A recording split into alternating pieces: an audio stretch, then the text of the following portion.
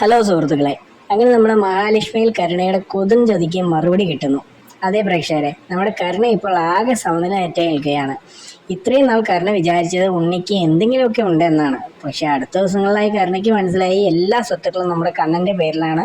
തനിക്കും തൻ്റെ കുഞ്ഞിനും ഭർത്താവിനും മറ്റുള്ള ആർക്കും ഒരു തരി അവകാശം പോലും ഇല്ല എന്ന യാഥാർത്ഥ്യം നമ്മുടെ കരുണ മനസ്സിലാക്കിയിരിക്കുകയാണ്. അങ്ങനെ തന്നെ കരുണ നമ്മുടെ ദുർഗാമ്മയുടെ പൊട്ടിത്തെറിക്കുന്ന നിമിഷങ്ങളാണ് നമുക്ക് കാണാൻ സാധിക്കുന്നത്. കലിയടങ്ങാതെ കരുണ ദുർഗാമ്മയെ കുറേ ചീത്ത പറയുന്നുണ്ട്. നിങ്ങൾ എന്നെ ചതിക്കുകയായിരുന്നില്ലേ, ഇതെല്ലാം ഞാൻ എൻ്റെ അച്ഛനോടും മുത്തശ്ശിയോടും ഒക്കെ പറയും, ഇത്രയ്ക്ക് വലിയ കൊടും ചതിയല്ലേ നിങ്ങൾ എന്നോട് ചെയ്തിരിക്കുന്നത് എന്നൊക്കെ കരുണ എണ്ണി പറയുന്നുണ്ട്.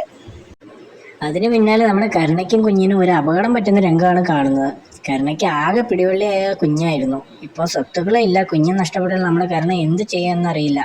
കരുണ വഴി കരുണയുടെ അച്ഛനും മുത്തശ്ശിയും ഒക്കെ അറിയും ഉണ്ണിക്കും മറ്റും ആർക്കും ഇവിടെ യാതൊരു സ്ഥാനവും ഇല്ല, എല്ലാ സ്വത്തുക്കളും കണ്ണൻ്റേതാണെന്ന്.